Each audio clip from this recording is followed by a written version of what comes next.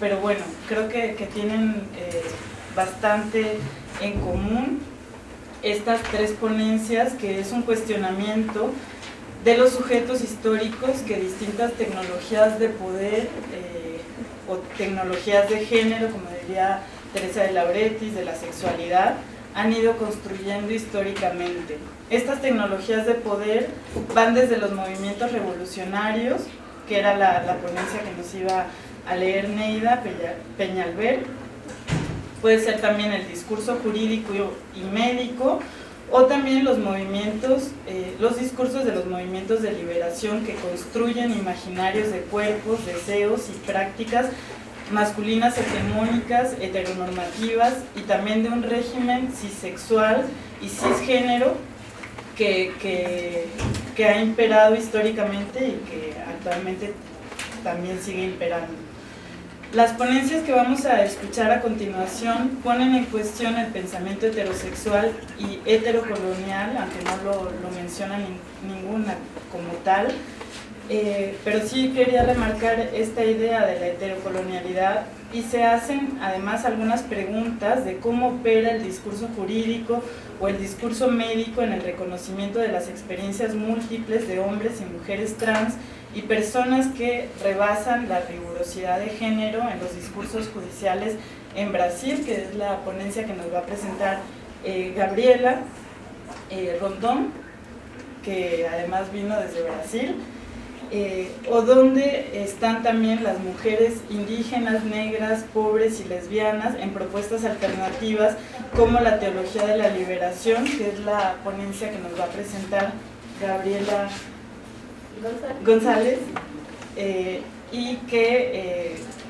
seguramente tendrán muchas cosas que discutir. Y bueno, la que teníamos con Neida Peñalver tenía que ver con una pregunta que podría ser: ¿dónde están los homosexuales en distintos movimientos revolucionarios, como podría ser el socialismo, sumamente también importante dentro de, como decía ella, un contexto como el mexicano, en el que nos estamos enfrentando a una situación tremenda de discursos homófobos, lesbófobos, transfobos, que surgen y que denuncian esta ideología de género que mencionabas al principio, y me parece muy potente el trabajo que se haga en este tipo de reflexiones, porque hay discursos que se escuchan que pueden ser asociados no nada más con cuestiones de discriminación, sino con cuestiones que pueden llevar a un genocidio. Y los discursos que, por ejemplo, en los años 80 se escucharon de Efraín Ríos Montt, que era un pastor evangélico, ¿no? En Guatemala, yo creo que con trabajos como el que ofrece Gabriela podrían haber cambiado muchísimo la situación dentro de las corrientes, ¿no?, evangélicas que se dieron en ese momento y que están detrás del genocidio en Guatemala, y yo creo que por eso es como de suma importancia este tipo de trabajos como el que trae Gabriela. Voy a hacer como un breve comentario intentando como articular las tres ponencias.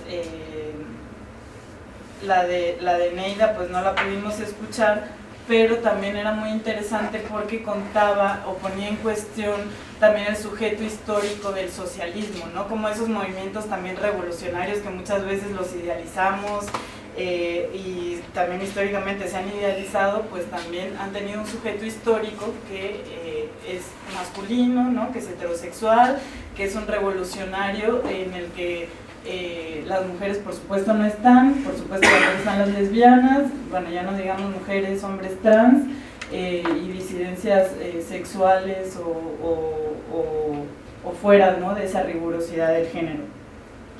Era muy interesante, y bueno, voy a intentar articular las tres ponencias diciendo que para mí tienen un punto en común, que es el hartazgo al hecho de que la transfobia, la lesbofobia y la homofobia sean las últimas opresiones en ser siempre mencionadas. Estas han sido violencias que históricamente no han sido tomadas en cuenta por los movimientos movimientos revolucionarios y de liberación, y por supuesto son tratadas por los discursos médicos y de justicia de manera muchas veces problemática. Desde los movimientos de izquierda, una cuestión que se suele decir es que las luchas teórico-políticas antihomófobas, antilesbófobas y antitransfobas no son luchas contra los enemigos principales y además fragmentan a la izquierda, ¿no? Esta es una cuestión que constantemente estamos escuchando. Así es que muchas demandas de los movimientos queer en muchas ocasiones son acusadas de particularistas, de estéticas o puramente culturales, y así muchas veces se desdibujan o se eliminan estas demandas ubicándolas en el lugar de lo no político o no tan relevante para lo verdaderamente importante que podría ser, por ejemplo, la lucha de clases. Y les traía una cita que a mí me gusta mucho de Judith Butler, que dice: el pensamiento de una vida posible es solo una indulgencia para aquellas personas que se saben a ellas mismas como posibles. Para aquellas que están aún intentando ser posibles, la posibilidad es una necesidad. Las ponencias que se presentaron en esta mesa ponen en cuestión la situación vital de vulnerabilidad radical e intentan transformarla en una posición desde la que responder políticamente a las formas normativas impuestas, sea dentro del marco del socialismo, que era la de Neida, la teología de la liberación o los discursos de la justicia ordinaria, que intentan disciplinar los cuerpos, los deseos, las prácticas, las formas de amar, de desear, de vivir, de ser, de todo, ¿no? Y bueno, para la ponencia de Neida le traía una pregunta, que ya después se la mandaré por correo, y también le traía un poema que seguramente muchos de ustedes conocen, que es un poema de Lemebel que se llama Manifiesto, hablo por mi diferencia, y que ahora cuando estaba escuchando a Gabriela, pues pensaba en que Lemebel ahí denuncia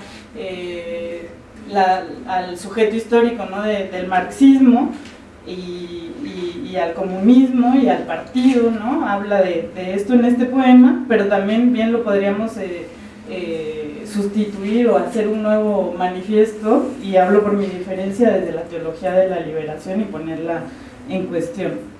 Manifiesto, hablo por mi diferencia.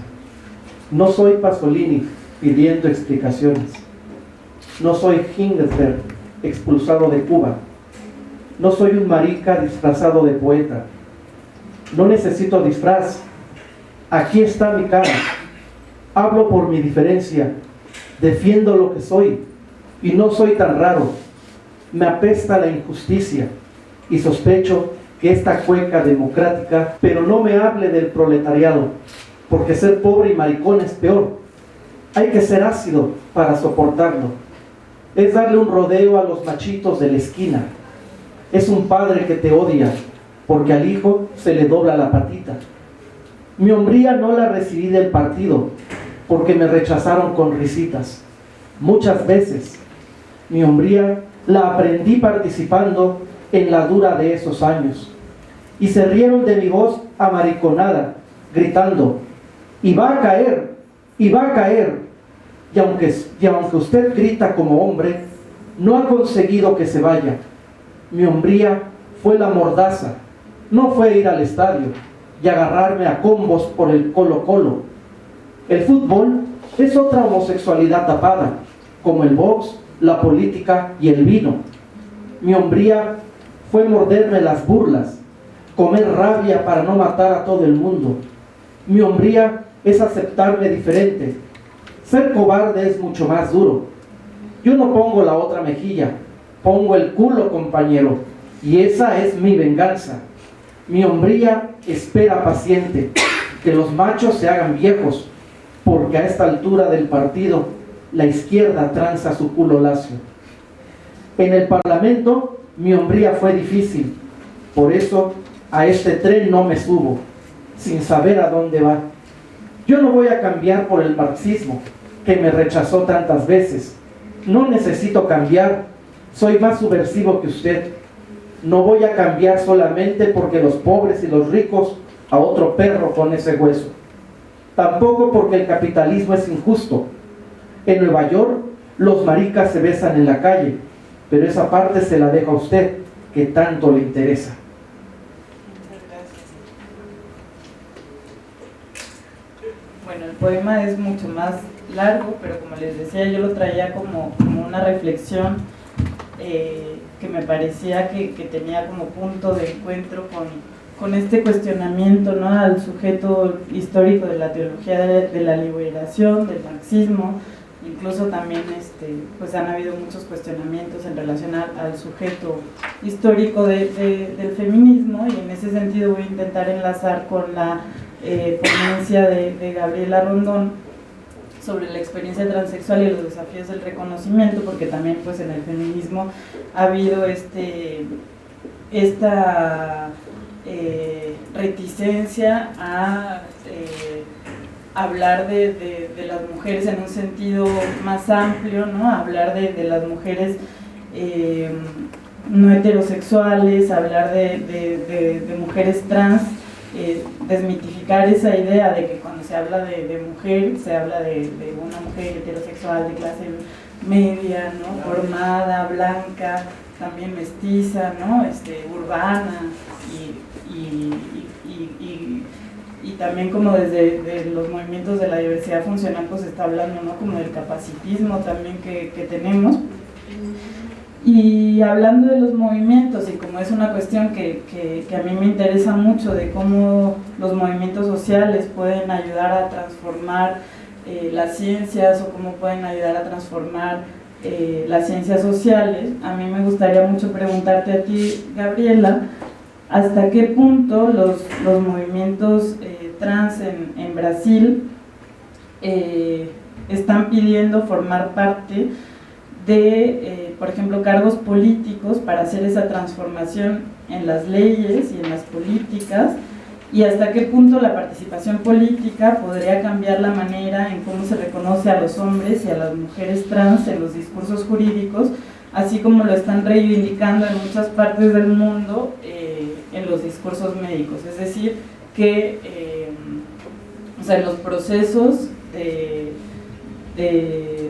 medicalización, de hormonación, ¿no?, incluso como de intervención quirúrgica, y de todo como proceso de patologización que sigue habiendo de las identidades trans, en muchas ocasiones los médicos, ¿no?, y los científicos que sí saben de cromosomas y que sí saben de qué es la transexualidad se reúnen, ¿no?, entre ellos, y una de las cuestiones que muchos movimientos trans en el mundo están reivindicando es el hecho de que en esas sesiones pues no hay hombres y mujeres trans para dialogar con ellos, ¿no?, o cuando se les abren las puertas están en una posición de objetos, ¿no?, de que son los objetos con los que se está experimentando, y no se les trata a ellos como el lugar primero de la experiencia, ¿no?, que tendría que ser no nada más para los discursos creo jurídicos y médicos, sino también todos los discursos políticos y académicos y todo. Y también otra cosa que me quedé pensando, que no sé esto si lo vas a poder responder, pero o sea, a mí me interesa también mucho. Hay algo que en el movimiento, en los movimientos feministas se habla muy poco, que es las identidades intersexuales. Entonces, ¿hasta qué punto también la intersexualidad podríamos ver como paralelismos de estos casos que tú presentaste con las identidades intersexuales, y bueno, si lo habías trabajado un poco? Y por la ponencia de Gabriela González, yo quería preguntarte hasta qué punto existen posibilidades de alianzas y articulaciones con otros movimientos que no partan de la teología de la liberación, y que se estén dando, que se estén como generando diálogos, porque muchas veces también como que dentro de los movimientos revolucionarios, dentro de los movimientos de liberación, se generan como grupos en donde solo está dialogando la gente que forma parte del feminismo, la gente que forma parte de la teología de la liberación, y no sé, o sea, es difícil muchas veces construir alianzas, y de hecho esa es una cuestión que yo comento muchas veces, de que a mí en la academia me produce mucha incomodidad corporal el hecho de ver discursos o escuchar discursos que son súper antirracistas y de pronto encontrarte así con lo más lesbófobo o lo más transfobo del mundo, o al contrario, ¿no? Escuchar discursos también, no sé, anticlasistas y que son súper racistas. Bueno, entonces a mí sí me gustaría saber si conoces de este tipo de experiencias, de alianzas y articulaciones, y sí me gustaría también que hablaras sobre como la importancia de por qué hablar de la teología de la liberación en este momento, y también como recordar un poco de la historia, por ejemplo, yo de lo que conozco más de la historia en Centroamérica. O sea, la teología de la liberación fue un movimiento que formó parte, ¿no?, de las guerrillas que resistieron a los movimientos, a las dictaduras y a los estados, y a la militarización y a la paramilitarización tan fuerte. Entonces, si podrías hablar un poco sobre esto. Y ya con esto abro las preguntas para que ustedes también dialoguen y discutamos. Tenemos tiempo, así que quien quiera. Yo tengo una pregunta para que toque. Gaby, yo te quería preguntar si hay diferencias en el trato a las personas trans de clase o de raza. Porque, por ejemplo, la otra vez me estaban enseñando un reality show de el ex papá de los Kardashian o algo así, no me acuerdo cómo se llama, pero es como una persona trans que pertenece a una clase muy alta, es de raza blanca, y claro que no tendrá el mismo problema de reconocimiento que tendrán muchas personas en Brasil. Entonces quería preguntar si hay también diferencias entre los trans racializados, empobrecidos. ¿Alguien más? Bueno, si quieren hacemos una ronda. Bueno, ¿me escuchan? Sí, muchas gracias por las dos presentaciones que fueron súper interesantes. No sé si hay gente tal vez escuchando, a lo mejor si utilizan el micro. Ah, ok. Entonces, muchas gracias por las dos presentaciones. Y perdóname mi español, voy a intentar. Sí, tengo una pregunta para nuestra Gabriela Rondon, que es sobre es más teórica, que es sobre la teoría de Agamben, si conoces, sí. Entonces, tiene esta figura del Homo sacer, muy conocido de su teoría, que trata de una figura liminal, podemos decir, que no tiene derechos, que podemos matar, pero no... sí, que podemos matar, que es una vida dispensable, digamos. Esta figura lo critica también Butler en su libro con Spivak, Who Seeks the Nation State. Y en esta dice que, bueno, el análisis de figura es muy interesante históricamente, pero la función de esta marginalización no es una de decir que la vida es dispensable, sino es decir con Foucault que es una vida que tenemos que instruir, optimizar. El biopoder en sí tenemos que, ¿cómo se dice? categorizar mucho esta vida. Entonces, de un punto de vista, tengo la impresión que tu presentación dice que sí, Butler tiene razón en decir que esta vida es hiper categorizada y ordenada, pero del otro lado tenemos las figuras, las estadísticas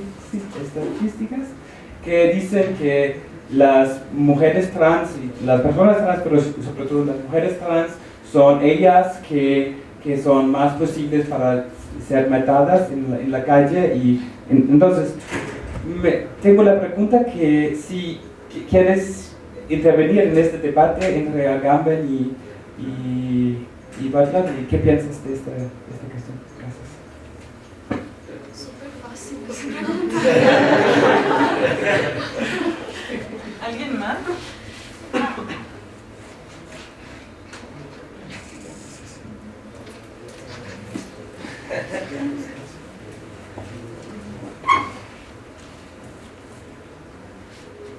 A mí siempre me gusta guardar silencio así para esperar porque nos animamos poquito a poco, ¿no? ¿Pasó? Sí. A ver, entonces voy a empezar por sus preguntas. Si hay hoy día una organización política de las personas trans, ¿no? Para llegar a la política institucional sería de cargos políticos para cambiar algo de ese escenario. Yo diría que hoy día es muy difícil intentar cambiar algo en relación a derechos sexuales o reproductivos por vía de la política institucional, vía legislativa, o sea, política tradicional. Las estrategias hoy día en Brasil, tanto de los movimientos feministas, de los movimientos de gays, lesbianas e incluso de transexuales, está muy enfocado en las cortes. Y este también fue el interés de ver cómo están las decisiones de las cortes en ese tema. Pero hoy tenemos dos casos que están en la Suprema Corte de Brasil acerca de la identidad de las personas transexuales. Precisamente un caso acerca de la utilización de los baños separados y un caso específicamente sobre el cambio de nombre y sexo en documentos. Entonces, la principal apuesta del movimiento es la Suprema Corte. Es donde yo creo que no es solamente en Brasil que eso pasa, que la Suprema Corte se ve como el poder más progresista posible, el poder donde se puede todavía haber un diálogo con los movimientos sociales. Hay un peligro muy grande en eso, porque sabemos que las Supremas Cortes no son necesariamente democráticas, pero así es. Entonces, en la política institucional, así, de los cargos políticos precisamente, esta pauta tiene mucha dificultad de avanzar. Por todo el tema de ideología de género y tal, que la sabemos en Brasil, eso está muy, muy fuerte. Entonces, sería en general. Ese sería el escenario. Y acerca de la intersexualidad, yo he estudiado un poco de eso cuando estaba haciendo esta investigación. La verdad es que es un tema aún más invisibilizado que los temas de la transexualidad. Lo que sé es muy poco, pero es que la práctica médica regular sigue siendo la que conocemos, que es un bebé nace con características intersexuales y se elige si será un niño o una niña. Entonces las prácticas violentas de normalización de los cuerpos de los bebés sigue siendo, hasta donde lo sé, la práctica también en Brasil. No existe una subversión en eso, que yo sepa, desafortunadamente. Y además de eso, sí, y tu pregunta si hay una cuestión de clase o de raza.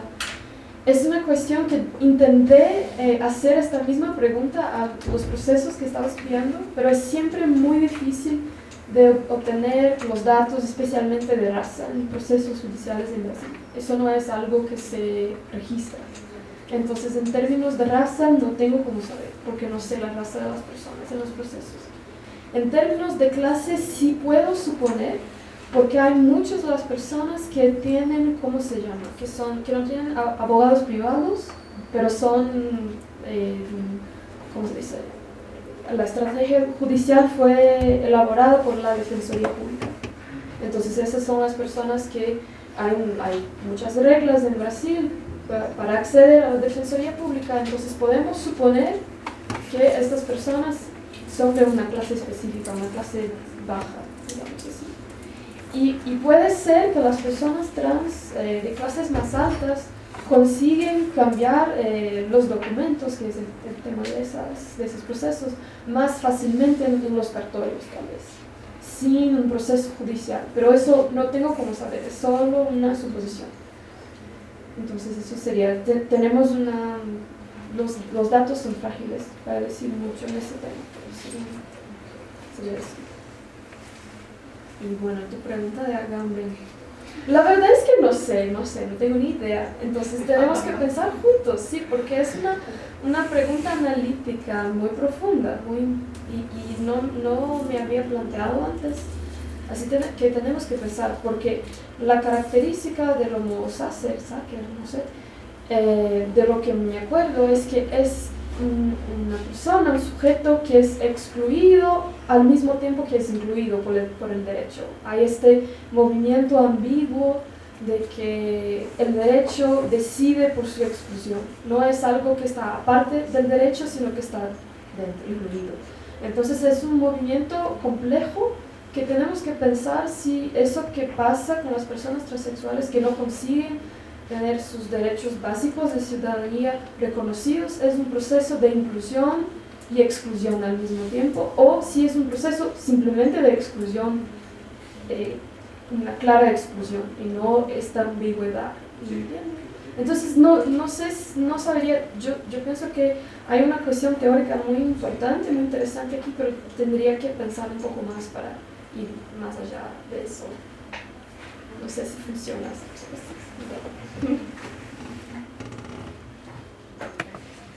De tu pregunta de las alianzas, la ventaja que han tenido las teólogas feministas es que han trabajado siempre con movimientos populares de mujeres. Entonces, las alianzas más fuertes han sido con mujeres indígenas, afro, pobres urbanas, pero son movimientos que no necesariamente se asumen como feministas, sino como movimientos populares de diferente tipo. Muchas teólogas de la liberación están ahorita, sobre todo en el sur del continente, de Centroamérica para abajo, de Chiapas para abajo, tiradas al ecofeminismo. Entonces son teólogas ecofeministas de liberación, ¿no? Porque están justo metidas como en la lucha, están comprometidas con las mujeres que están luchando para defender la tierra, los recursos. Entonces muchas se reconocen como ecofeministas. Hay otro tipo de alianzas como que ya serían como más urbanas, incluso ya dentro de organizaciones feministas que son como las católicas por el derecho a decidir, ¿no? Ellas sí tienen alianzas más claras con organizaciones feministas. Algunas tienen estudios teológicos, otras solo se asumen como católicas por el derecho a decidir y son sociólogas, ¿no? De diferente, pero entonces las alianzas están en diferentes niveles. Las de movimientos populares de mujeres, las organizaciones feministas son también ya con organizaciones teológicas, de teólogas feministas más institucionalizadas. Y tenemos también las alianzas con la academia, que creo que son las que son más frágiles de repente, porque no hay mucho diálogo. Y cosa muy curiosa, porque además se trabaja en espacios muy cercanos y en temas muy cercanos: violencia, derecho a la vida, aborto, decisión sobre el cuerpo, pero de repente tal vez sea con la academia con quienes hay un poco más de distancia. La importancia de hablar de la teología de la liberación, yo creo que es importante como revisar las diferentes formas de religión y religiosidad por la importancia que tiene la religión en la vida de las mujeres. En primer lugar, ¿no? Si es importante para una gran masa de mujeres, hay que empezar a cuestionarnos, hay que empezar, y no nada más como cuestionarnos desde el prejuicio de que la religión es necesariamente mala o necesariamente el opio, sino el qué les da a esas mujeres, ¿no?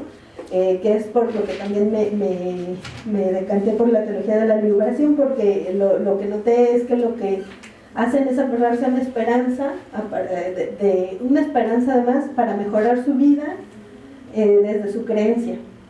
Entonces, por eso a mí me parecía importante. Me parece importante en un segundo momento a la hora también de enfrentar los argumentos de la ideología cristiana, ¿no?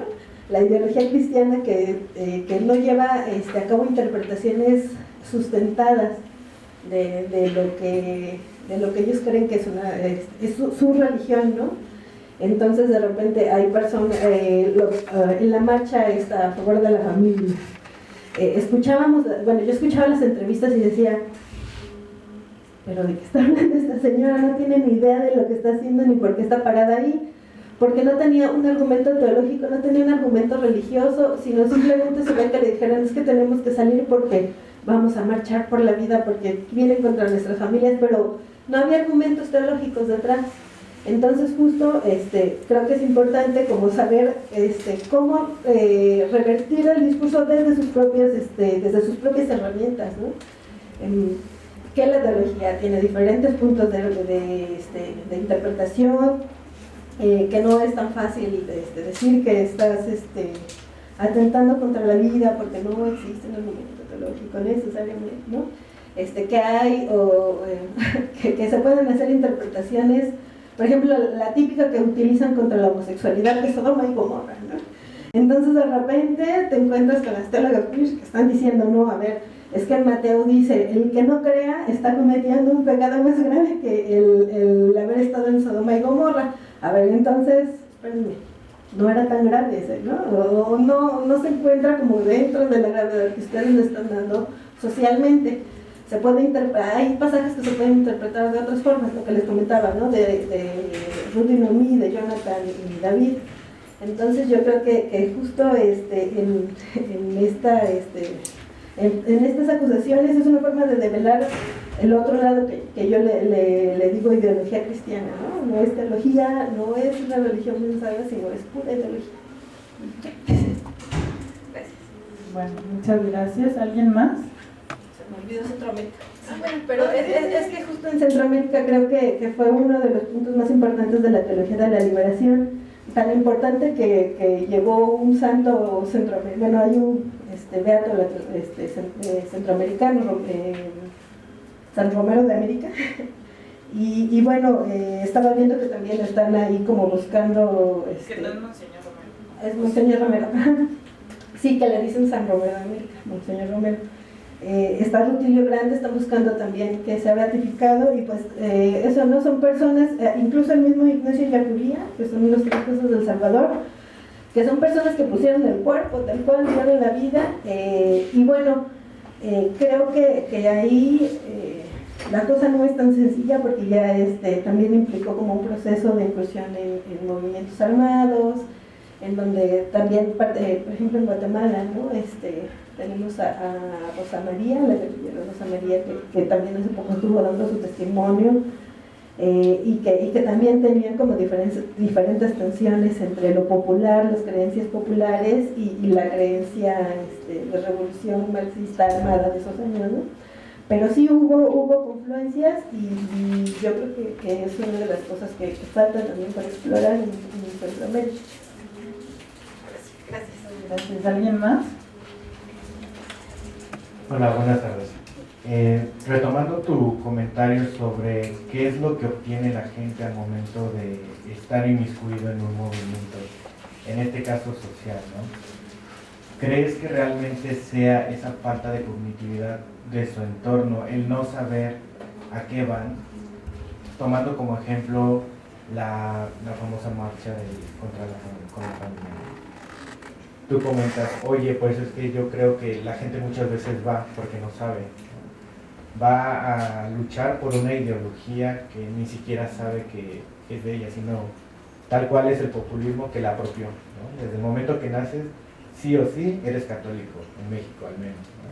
O sea, tu familia si es de los 70, 60, a fuerzas eres Juanito, o eres Pablo, o eres María, o Guadalupe, ¿no? Entonces esa adopción cultural que ya tiene nuestra sociedad realmente se ha transgredido a lo que tú dices, ¿no? Intereses políticos, intereses sociales que la gente ya les prevalece, ya no sabe, porque hay alguien más arriba que está manipulando esa conciencia, ¿no? Tener otra retórica, que es en este caso la iglesia. Tomando tu ejemplo, vemos a la iglesia ya como una institución de poder social, ¿no? De manipulación y enajenación hacia toda nuestra sociedad. Entonces, tomando como eso, ¿qué hace o tú qué consideras que realmente debería hacerse para empezar a revertir todo ese tipo de cosas? Porque si bien estamos hablando de algo que radica, pero en las entrañas de la sociedad de un país, está impregnado en tu frente, ¿no? O sea, naces católico, bautizado, y ya después, igual, exacto, ¿no? Y no hay forma de librarte de ello hasta que tú tengas una dependencia económica y biológica. Que eso está muy cañón, hasta que alguien pueda llegar a una universidad, a lo mejor a una preparatoria y empezarse a cuestionar todo eso.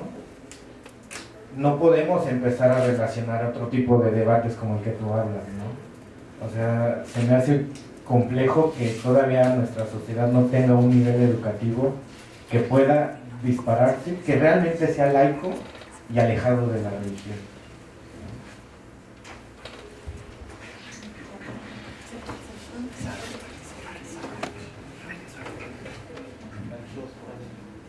Hola.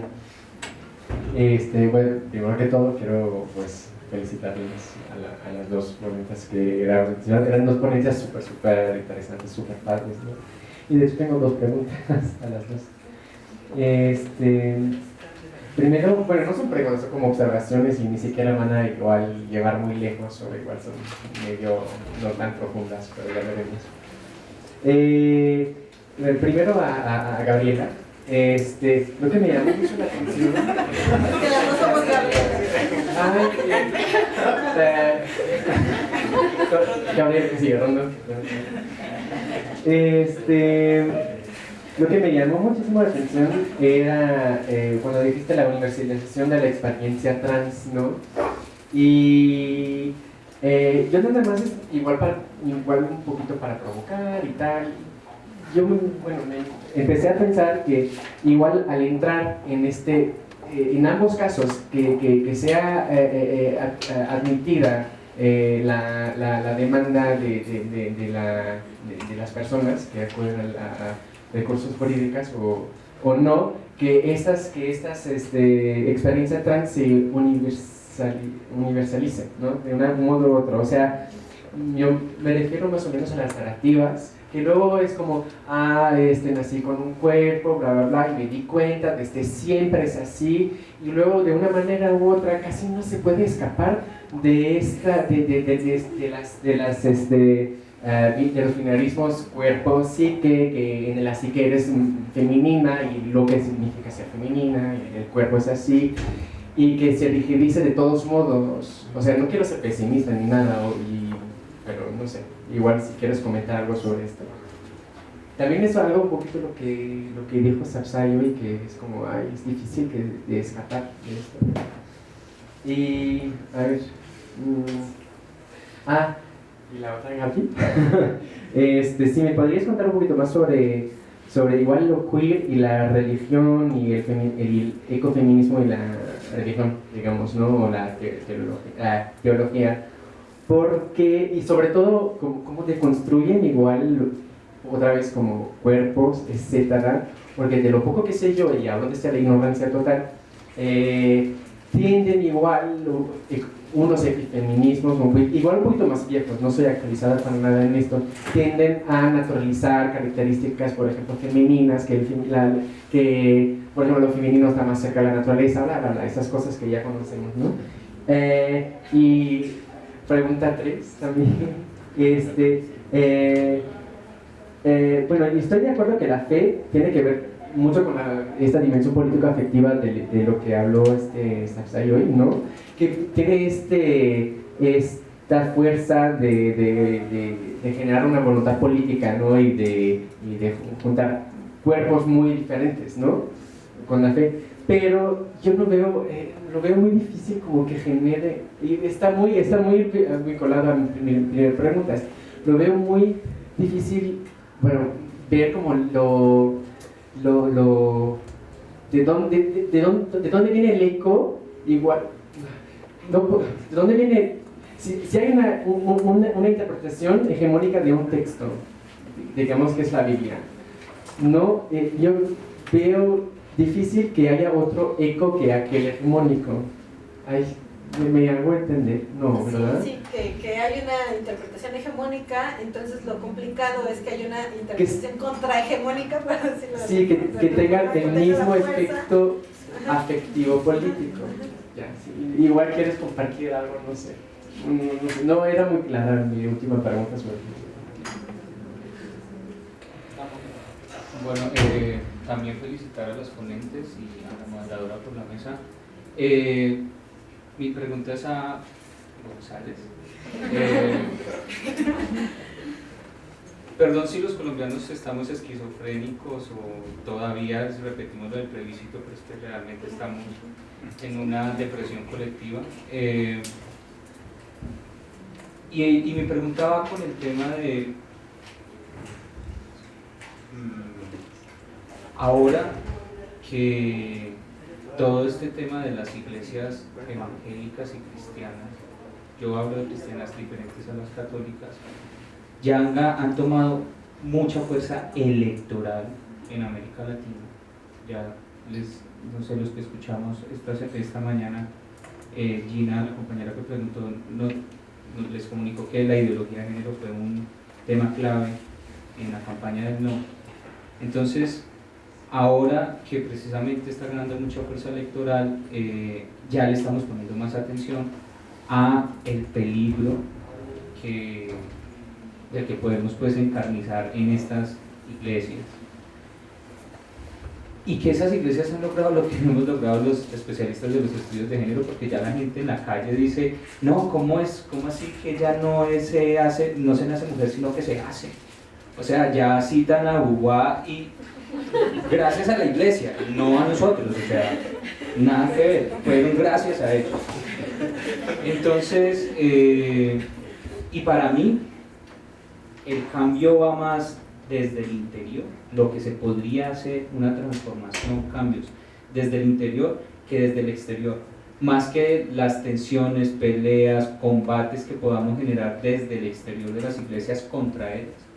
Creo que hay más esperanza desde el interior. Eso creen las teólogas. Entonces, la pregunta es, aunque yo no me vaya a meter en esa tarea, porque realmente me interesa meterme en esas iglesias, no sé si tú nos puedas responder si puede haber esa esperanza que desde el interior se puedan lograr cambios, básicamente frente a ese tema de la ideología.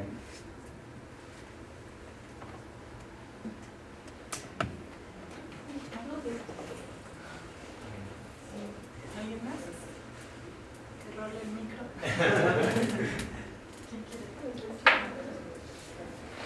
Pues el tema de la universalización es siempre un drama, ¿no? Porque de hecho el litigio en estos casos es siempre estratégico. Entonces, claro, aunque la persona no crea que en esta narrativa clásica de decir yo nací así, pero desde los 3 años yo percibí que no, aunque no sea esa la narrativa real, muchas veces es la estrategia para conseguir algo en el proceso judicial. Pero lo que es más cruel en esos casos que estudié es que ni siquiera esta narrativa era suficiente, porque era, pero mira, todavía no has pasado por la cirugía, entonces no quiero saber de su narrativa, de su vida, de nada, solo quiero decir que hay una interpretación de lo que sea el transexual verdadero, los cuerpos reconocibles como personas, y tú no estás aquí. Entonces, ni siquiera tu historia de vida no quiero saber. Entonces, es aún más dramático que eso. Que este doblaje, como yo llamo, como con el concepto de Foucault de doblaje entre la medicina y el derecho, hace ese tipo de cosas con la gente, que las demandas ni siquiera son inteligibles. Eso sería.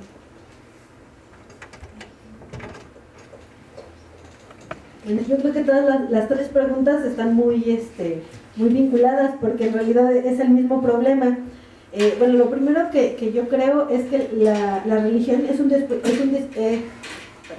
la religión es un dispositivo de poder, ¿no? Entonces la religión puede servir como dispositivo de poder para un interés o para otro, ¿no? Entonces puede servir para una jerarquía patriarcal dentro de la iglesia, pero que además puede estar articulada con una jerarquía estatal patriarcal, ¿no? Que es justo lo que tenemos, que además, si lo pensamos por ejemplo en México, ¿no? El caso que decías, se habla de que hay un marianismo machista, ¿no? Entonces el catolicismo mexicano tiene como particularidad que está afincado sobre una figura femenina que sin embargo reproduce formas patriarcales de organización, ¿no? El marianismo machista tiene como la idea de pureza de ciertas mujeres, que es la Virgen de Guadalupe, mi mamá y mi hermana, ¿no?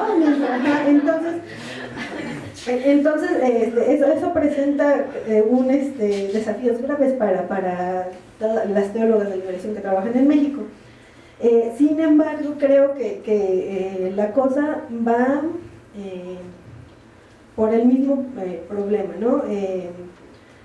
Que tiene que ver justo con las cuestiones académicas, que tienen que ver con por qué las cosas se cambian desde adentro, desde afuera, y por qué las iglesias evangélicas han tenido como mayor, han dado a conocer mejor a Simone de Beauvoir que los que trabajamos cuestiones feministas, ¿no? o de género, que es que nadie se anima a salir de las aulas. Al final yo creo que las cosas se resumen ahí. Nadie quiere salir de la calle, ¿no? A la calle, que es yo creo que el problema de la academia en general, en estudios feministas, en donde quieras. La cuestión es que de repente nos gusta hablar de rizoma, de micropolítica, pero no salimos a hacer micropolítica, que es lo que las iglesias evangelistas o las iglesias pentecostales, que tienen como esta onda del arrebato místico y las canciones, han hecho con mucha efectividad y que nosotros no sabemos hacer, ¿no? No hemos salido jamás a la calle a cantarles una canción de Dios nos ama, que seamos disidentes sexuales, ¿no? O sea, que son cosas que aquí nos dan mucha risa, pero que en realidad serían performances necesarios para encontrar una conexión con la gente. O lo que dicen, ¿no? Los evangélicos nos empezaron a preocupar ya que vimos que tienen fuerza electoral y se fueron por el no, y era la ideología de género, porque claro, ellos dan por el lado afectivo, como mencionaban también, ¿no? Ellos saben utilizar esta parte, lo que decía Saps, el enamoramiento. Ellos saben utilizar el enamoramiento, y nosotros desde un punto de vista de izquierda, desde un punto de vista feminista, no hemos aprendido. Yo creo que es como el hacer la micropolítica, ¿no? No nada más el ver y el entusiasmarnos al leer de micropolítica, sino el empezar la organización, ¿no? Y claro, es una esperanza como muy largo plazo, pero yo creo que podría estar ahí. La cosa es que nos animemos, porque incluso de repente, ¿no? Lo queer en América Latina pasa también por tamices de clase, ¿no? Los que hablan de queer, no son las locas vestidas de por allá, ¿no? Entonces mientras sigamos separándonos con esta forma jerarquizada, clase, raza, y no estamos dispuestos a llevar como la lucha, o con lo que decían, solo a movernos en circuitos muy cerrados, ¿no? Lo decía Marisa. Y bueno, esto de los cuerpos, como de el cuerpo y el eco que se hace de las interpretaciones teológicas hegemónicas, hay una teóloga que se llama Elina Vuola. Entonces ella es finlandesa, pero estudió teología de la liberación latinoamericana, ¿no? Y ella tiene como contraste de ejemplos muy interesantes, porque ella dice, bueno, es que en los países nórdicos lo que hicieron las teólogas fue decir, bueno, el cristianismo no nos representa porque ya vimos que no podemos cambiar el orden patriarcal, Entonces nos salimos y lo que hacen es salir, formar sus propias religiones y tender a lo que decías, ¿no? Estamos conectados con la tierra y hacemos aquelarres y somos nuestra propia religión. La parte del ecofeminismo en América Latina sí trata de rescatar lo sagrado femenino, no de la forma de la aquelarre como lo hacen las nórdicas, porque ellas todavía se asumen como cristianas, ¿no? Ellas están a lo que apelan es al feminismo cristiano. Si esto puede, si cualquiera de las dos formas, hacer una iglesia de mujeres o hacer una iglesia, hay una teoría que le llama eclesia, como la conformación de religiosidad femenina dentro del cristianismo, puede ser contrahegemónico. Yo creo que tendría que pasar mucho tiempo, y justo sería sobre el trabajo pastoral, de micropolítica, y la cuestión es esa, que no se puede hacer mientras las personas que están educadas, mientras las personas que tengan conciencia, y bueno, ya hablando en ámbitos religiosos, mientras las personas que tienen fe no se animen a hacer el trabajo, no empiecen a trabajar con las bases, todos estén como divididos, la loca y el queer, ¿no? el bear, ¿no? Entonces yo creo que más bien la urgencia de los tiempos es lo que nos está llevando a articular, ¿no? Ahorita yo creo que la urgencia que tenemos son los asesinatos por feminicidio, transfobia, lesbofobia, pero yo creo que hay muchos campos sobre los que tenemos que trabajar, sobre todo pensando en llegar a sectores populares, porque justo ellos no están durmiéndose en sus laureles, ellos tienen frentes muy definidos, el no a la paz, el no a matrimonios igualitarios, ¿no? Que además, por ejemplo, yo lo que observé también es que muchos de los movimientos de disidencia sexual se fueron en las movilizaciones contra el Frente por la Familia, que de repente no se organizan por otros problemas que también son urgentes, ¿no? Como la atención médica para los enfermos de VIH. Perdón que te interrumpa. Sí. Creo que A ver, la señora lo escucha. Ajá. Ok, perdón que te interrumpa. Creo que retomando mucho de lo que dices, ¿por qué crees que exista algo como la teología en Latinoamérica? ¿Y por qué no se enfoca gran parte de los estudios internacionales sobre nuestro continente? Y voy a retomar, por ejemplo, efectivamente hay grupos que no se están durmiendo en sus laureles, ¿no? Y vamos a retomar el caso de Estados Unidos. Don't Ask, Don't Tell. Una campaña muy fuerte, homofóbica en contra del ejército, ¿no? Las personas gay en el ejército americano no podían decir soy gay si no estaban excluidos. Una campaña muy fuerte. Otra, las madres, estas 1000 madres de no sé qué, literal, que igual cualquier cosa que ven mal en contra de la familia se levantan y lo enfatizan, y hay un movimiento fuerte. Si bien tenemos nosotros un movimiento fuerte por parte de la comunidad LGBTI, XY, Z, en México cada año, que somos miles de personas, ¿qué hace falta tú como una persona que se dedica al entorno social del estudio de género para que exista esa integridad realmente? Porque somos miles de voces cada año, cada vez se incrementan más. Efectivamente hay más foros ahora en el cual se puedan debatir este tipo de cosas. Porque si bien ahora para Gaby Rondón, leía cuando fue lo del mundial, el 20% de prostitución en Brasil es de transexuales, ¿no?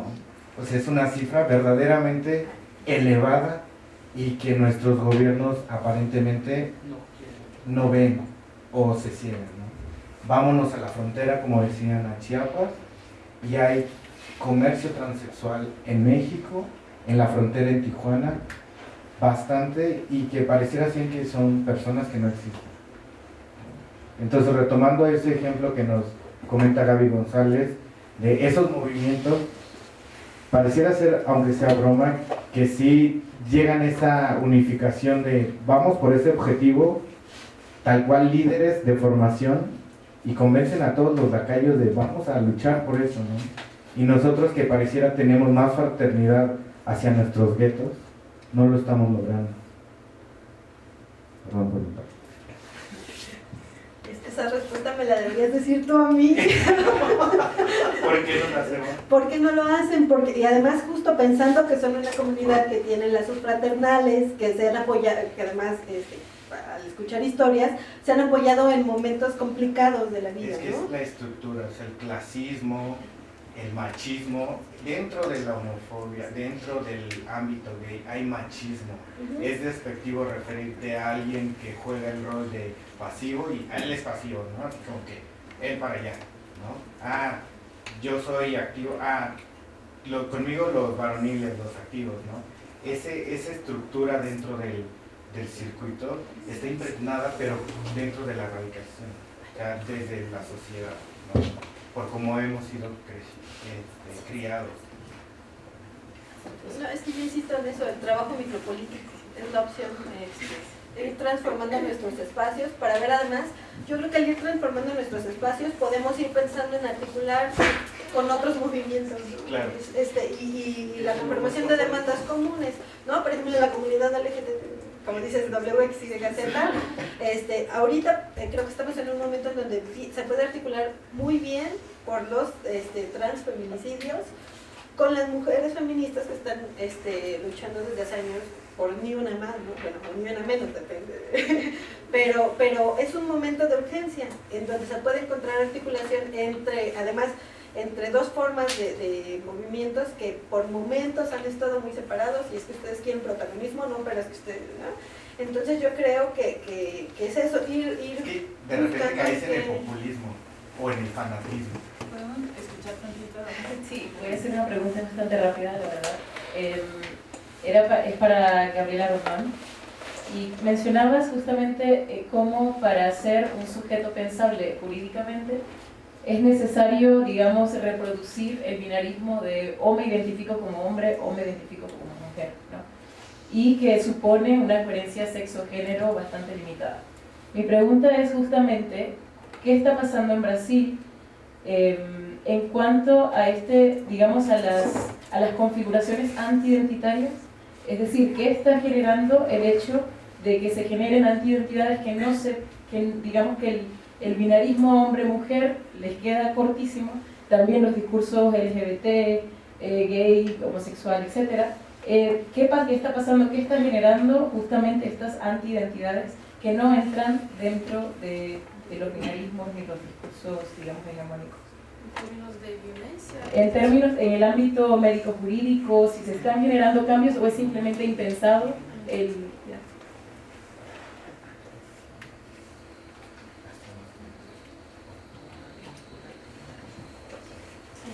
Bueno, como decía antes, hay dos casos que están ahora en la Corte Suprema de Brasil exactamente para discutir la identificación o identidad transexual.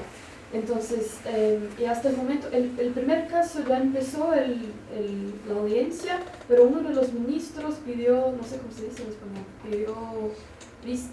pidió para llevar el proceso a su casa para estudiar, es eso. Entonces, estaba más o menos bien la discusión en la Corte Suprema, pero este ministro, que es un ministro más o menos conservador, está ahora con el proceso y tenemos que esperar hasta que vuelva con su voto. Pero en este momento hay una discusión favorable incluso porque el ministro que dio el primer voto es un ministro súper progresista. Entonces, tenemos alguna esperanza en la Corte Suprema en este tema. Y el segundo proceso se va a juzgar, creo, este año todavía, a empezar, porque entró en la pauta de la Corte hace una semana, 2 semanas. Y yo trabajo en una ONG que se llama IS, como ha sido presentado, y nosotros somos amicus curiae en ambos dos casos. Entonces estamos, amicus curiae, ¿existe eso aquí? ¿Tiene sentido eso? No, ya. Es una figura jurídica que existe en el sistema constitucional en Brasil, en que organizaciones que son consideradas expertas en algunos temas pueden ayudar a la Corte a decidir. Entonces hay como una audiencia pública y podemos ir a hablar y decir, este caso tiene que ser decidido de esta manera porque, y así explicamos. Entonces nosotras estamos en esos dos casos y estamos bastante atentas a lo que va a pasar. Pues yo quería hacer, y ya vamos a ir cerrando, no sé, bueno, a lo mejor antes de que yo haga la pregunta, no sé si hay alguien más que quiera preguntar algo más, porque también la gente que nos está apoyando, a Margarita y a Diego, les agradezco muchísimo que están ahí detrás, pues ya llevan todo el día y creo que también tenemos que ir cerrando. ¿Alguien más? ¿Sí? Bueno, te la paso y después ya hago otra pregunta.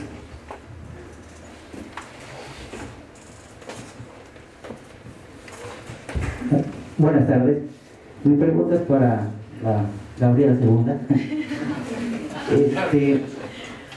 Tocando todo este tema de los religiosos, los grupos conservadores, que principalmente ya están muy adentro, muy cuestionados, muy coludidos dentro de la clase política, y que uno como ONG o organizaciones hace lo suyo, pero a final de cuentas los que tienen la última decisión, o supongamos el poder para llevar a cabo todas estas leyes de tolerancias y los demás grupos, ¿cómo podría uno también contraatacar todo esto que se viene manejando de los grupos conservadores políticos que están muy coludidos con los grupos religiosos, ¿no? Para de alguna manera hacerles entender que vivir principalmente en la armonía que todo ser humano requiere, ¿no? Esa es principalmente la pregunta.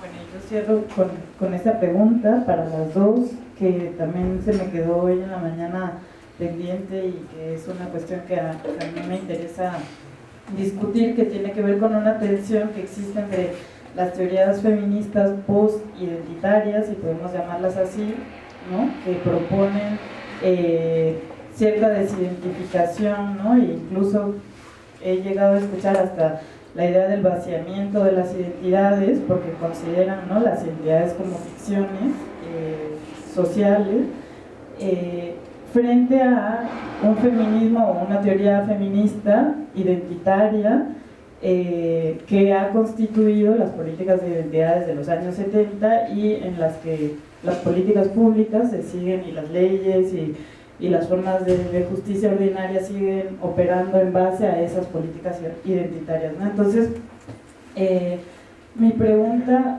para ti, Gabriela Rondón, sería en el sentido de hasta qué punto, que bueno, creo que es un poco como la discusión que de la última pregunta también que te hicieron, hasta qué punto estas propuestas desde las teorías posidentitarias tendrían como posibilidades dentro de la justicia ordinaria para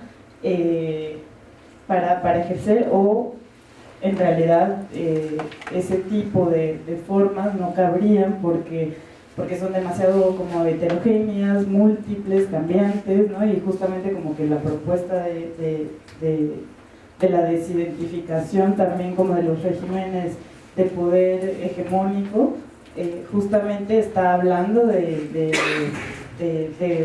un dinamismo, ¿no? De las prácticas, de los deseos, de los cuerpos, de las formas de amar, etc. Entonces, esa sería mi pregunta para ti.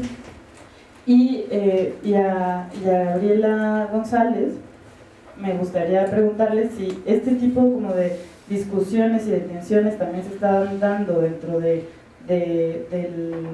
la teología feminista de la liberación, que creo que también, como que ya lo has comentado y me pareció muy interesante también hablar sobre cómo, por ejemplo, ciertos términos, ¿no?, como el término queer, se traduce, o como diría Claudia Lima Costa, cuando se hacen esas traducciones, ¿no?, de una lengua a otra, esas importaciones traen formas de entender y de hacer las cosas de manera distinta, y pueden introducir como dentro de los debates de las teorías feministas cuestiones muy interesantes que antes no se habían debatido, pero por otro lado como insertarlas dentro de un espacio, también como dice Julieta Paredes, muchas veces están trayendo o cargando privilegios, ¿no? de esas importaciones que viajan a través de los estudiantes de clases medias, ¿no? latinoamericanos que se van a estudiar a Estados Unidos o Europa y regresan y entonces hablan sobre los movimientos queer, ¿no? o también lo que dice Julieta Paredes sobre la ONGización y los organismos supranacionales que traen ese tipo de palabras. Entonces la cuestión sería, bueno, saber si existen ese tipo de tensiones y también como ver si se está hablando sobre ese feminismo queer que tú enunciaste como un feminismo queer que también está como asentado y hablando desde un lugar de tal vez de privilegio. Y bueno, y con eso vamos a hacer.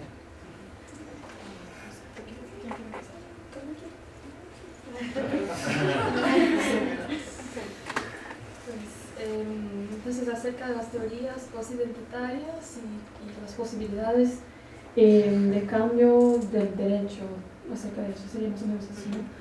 Es una cuestión siempre difícil, creo, cuando hablamos de un campo normativo como es el derecho. Entonces, donde hay una expectativa, ¿existe esa palabra? Ya no sé hablar español. Una expectativa de que exista una definición muy clara, objetiva de qué son mujeres, qué son hombres, cómo se protege de manera diferenciada mujeres y hombres o otras posibilidades. Entonces hay una dificultad interna de un campo normativo a dar respuestas a esto. Lo que yo preguntaría tal vez es ¿por qué tenemos que hacer estas diferencias? ¿Por qué importa al derecho saber si las personas son hombres o mujeres o no son ni hombres ni mujeres? Lo que sí es importante cuando estamos hablando de violencia, por ejemplo, ahí vamos a hablar de feminicidio, ahí vamos a hablar de transfeminicidio, precisamos, hay una necesidad de identificar víctimas específicas de procesos específicos de violencia o de violación de derechos, y para eso sí es necesario identificar lo que es específico de una vulnerabilidad específica de la vida de esas personas. Pero además de eso, yo no vería por qué sería necesario tener una clasificación muy clara, muy objetiva. Entonces, no sé si está muy loca mi respuesta, pero yo lo que pienso es que en una discusión como esa de las personas trans que demandan el reconocimiento de su identidad o identificación sin pasar por procesos médicos, ellos están haciendo, ¿cómo se dice?, el desafío necesario para que el derecho empiece a pensar en otros términos. Entonces, todavía no sabemos a dónde vamos, pero es como empezamos en ese tipo de debate. Y yo siempre pensaría que lo necesario es saber en términos de derecho, y si creemos en el derecho como un instrumento para protección de la vida, de que lo que importa es identificar las vulnerabilidades para proteger de la manera correcta. Entonces, en esos casos sería obvio que una persona que se dice soy una mujer trans tiene que ser reconocida por el derecho como una mujer trans, pues, porque precisamente por ser una mujer trans su vida es peor. Entonces, en un derecho que le dice no voy a reconocer que eres una mujer, para mí no es derecho, para mí no es otra cosa, es violencia.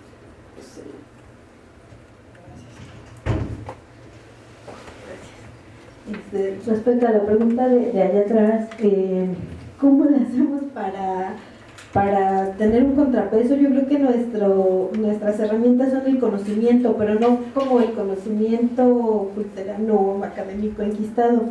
Si algo le podemos aprender a la teología de la liberación es el método, ¿no? Que era ver, pensar, actuar.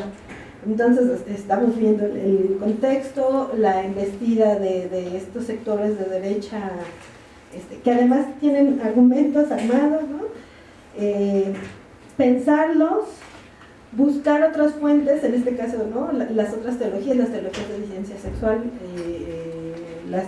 hay teologías lesbianas, teologías gay, cada una tiene como diferentes matices, ¿no? La teología gay de repente cayó en el gay muy normalizado, ¿no? Entonces Cristo nos ama y como nos ama vamos a incrustarnos perfecto en el sistema. Entonces ya no solo vamos a ser blancos, somos homosexuales, pero somos blancos de clase alta y también cristianos, ¿no? Entonces, pero hay matices, ¿no? Hay unas mucho, las teologías lesbianas, por ejemplo, son un poco más radicales en ese sentido, ¿no? De incrustarse en el sistema. Entonces yo creo que es eso, el ver, pensar, actuar desde el conocimiento, pero sacarlo, moverlo, decirle, no sé, por ejemplo, a la tía que es, como decimos en México, de la vela chorreada, ¿no?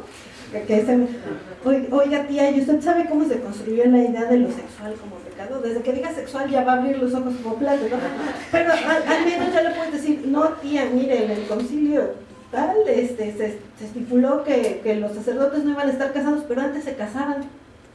Fíjese que antes se casaban y hasta tenían hijos. En Alemania hubo una revuelta porque les dijeron que ya no podían estar casados. Entonces, yo creo que solo es a partir de historizar los problemas y de buscar justo en esa historicidad las formas de resistencia a lo hegemónico, es de donde podemos asirnos para dar la pelea. Y bueno, respecto a la atención queer, disidencia sexual, ahí sí tengo una postura también, justo lo que dice Julieta Paredes, ¿no? Julieta Paredes lo dijo como muy claro. Yo entiendo a las compañeras que quieren ahí mover las identidades de género, pero a mí ponerme bigote no va a hacer que caiga el patriarcado, ¿no? En el caso de Bolivia. Y por el otro lado están personas que lo hispanizan, ¿no? Lo ponen queer con C-U-I-R. Entonces yo creo que en esas tensiones lo mismo, buscar la historicidad desde lo que somos. Y en América Latina hay una larga tradición de pensamiento de disidencia sexual, que esté acallado, que no haya circulado, que no sea conocido, es otra cosa, pero en realidad hay pensamiento de eso, y hay pensamiento muy importante. Simplemente antes de pensar en lo queer, ¿no? Que también lo queer puede darnos algunas herramientas para no solo pensar nuestra realidad, sino actuar sobre nuestra realidad, pero también creo que es importante rescatar lo que tenemos aquí. José Joaquín Blanco, Lemebel es de los más conocidos, está Néstor Perlonger, están las lesbianas autónomas latinoamericanas también, y yo creo que hay que historizar, buscar cuál es el pensamiento propio. Ya después pues podemos contrastarlo, podemos ver qué nos sirve y qué no nos sirve. Sí es una tensión, pero es una tensión sobre la que hay que ir construyendo, ¿no? Yo insisto con esto, ver, pensar y actuar. Hay que estarlo moviendo, hay que estarlo rebotando, ¿no? Este tipo de foros es muy rico por eso, porque ya ahorita me voy yo con mi montón de preguntas, y seguro a ustedes también, ¿no? Y creo que eso es lo interesante de estos foros. Y yo voto por historizar y mover, ¿no? Rebotar el conocimiento. Bueno, gracias.